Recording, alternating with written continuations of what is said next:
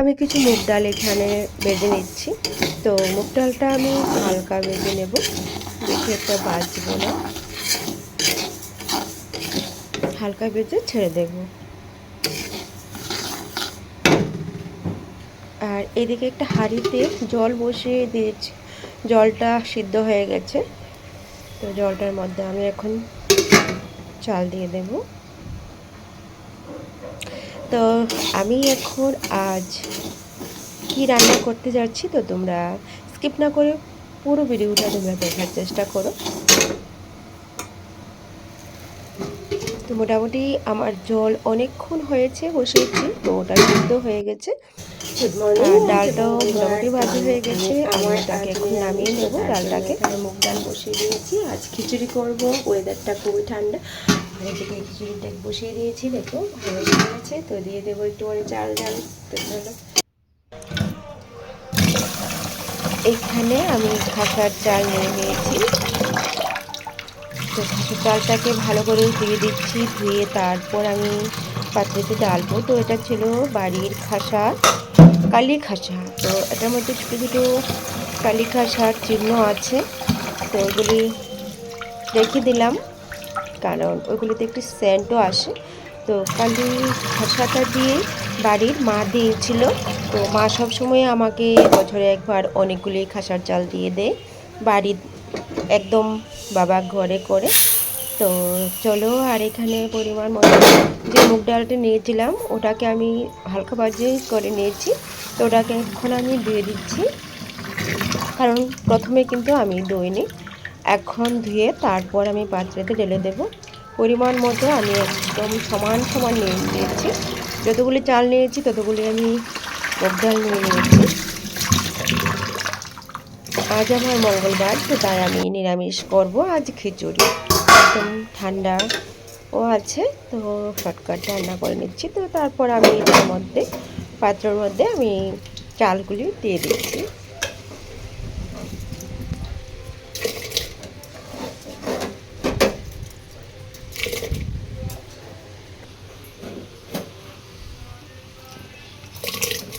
ডালটাও দিয়ে দিচ্ছি একসঙ্গে সিদ্ধ করতে হয়। অনেকেই বলে মুগ ডালটা নাকি আগে সিদ্ধ করতে হয় তারপর চালটা। তো আমি আজকে রান্না করব মুগ ডাল আর খাসার চাল একই সঙ্গে দিয়ে, একদম পুরো সিদ্ধ হয়ে যাবে। মসুর ডাল দিয়ে যেভাবে খিচুড়ি করে আমি সেরকমভাবেই মুগ ডাল দিয়ে করছি আজকে। আজ কিন্তু আমি প্রথম মুগ ডালটাকে সিদ্ধ করিনি। তো তারপর পরিমাণ মতো আমি লবণ দিয়ে দিলাম। আর এখানে আমি আজ আলু দেব, কুমড় দেব। তো আলু কুমড় কাটতে বসে গিয়েছি।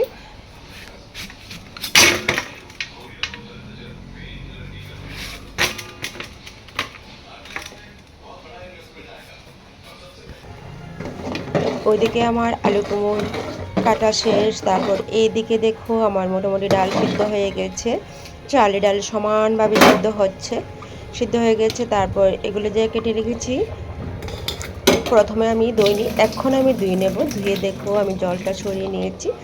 তারপর হালকা জল থাকলেও কিছু প্রবলেম নেই, তারপর আমি ঢেলে দিচ্ছি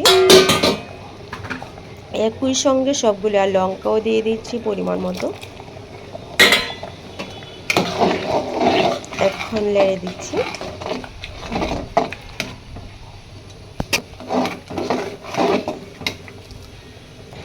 তারপর হালকা একটু হলুদ দিয়ে দিচ্ছি, কারণ কালারটা তো আসতে হবে, কালারটা না আসলে খিচুড়িটা।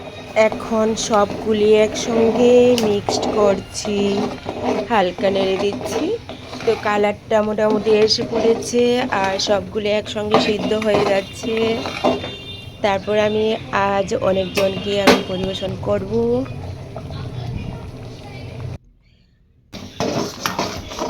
দেখো মোটামুটি আমার খিচুড়ি কিন্তু হয়ে যাচ্ছে। আর এদিকে লাল তেল দিয়ে দেবো। আজ লাল তেল দিয়েই করবো। সব কিছুই রান্নাটা যদি সরষের তেল দিয়ে করা হয় তাহলে কিন্তু ফ্লেভারটা ভালো আসে।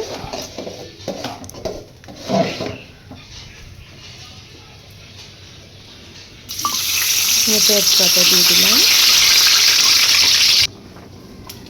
লঙ্কা দিয়ে দিলাম, শুকনো লঙ্কা।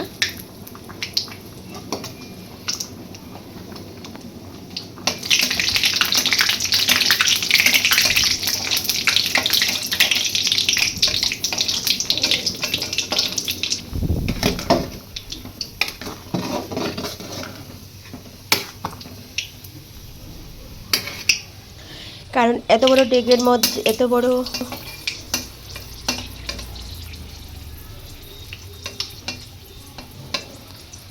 তো একসঙ্গে নেড়ে চেড়ে আমি এখন ফোড়ন দিয়ে দেব।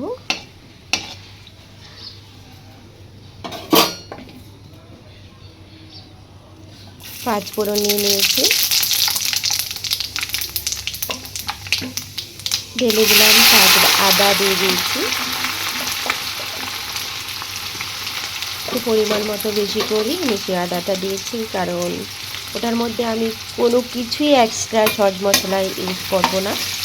জাস্ট আমি আদা ফোড়ন আর লঙ্কা তেজপাতা দিয়ে করব, আর হালকা একটু জিরে দেব, জাস্ট হালকা, কারণ আমি জিরেটা বেশি একটা পছন্দ করি না। সস মশলা সবসময় একদম হালকা খাওয়া দাওয়ার চেষ্টা করি।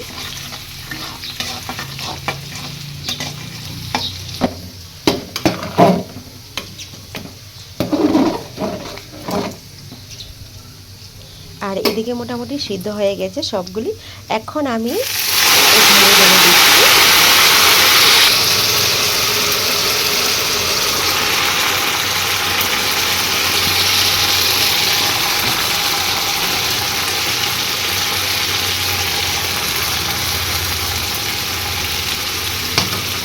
সবগুলি দেওয়া যাবে না, জাস্ট অল্প কিছু দিয়ে তারপর আমি আবার ওই পাত্রটার মধ্যে ঢেলে দেবো।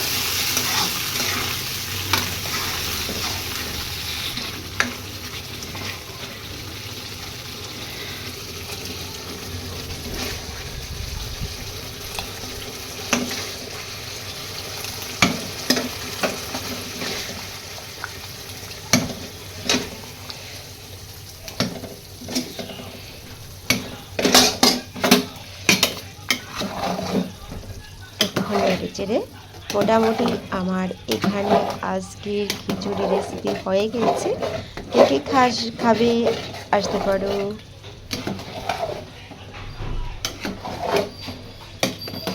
Already ready. আর অন্যদিকে বাবাই তো অন্য কিছু ছাড়া খাবে না, তো এখন আমার শর্ট টাইম, আমার আবার দোকানে যেতে হবে। তো এখানে আমি কুমড়ি বেজে নিয়েছি, এখন আমি কুমড়ি আর পাতি লেবু দিয়ে বাস বাবাকে খাওয়াইয়ে তারপরে চলে যাবে। তো আজকের জন্য এখানেই টাটা। সবাই কেমন লাগলো কমেন্টে বলবে, ওকে।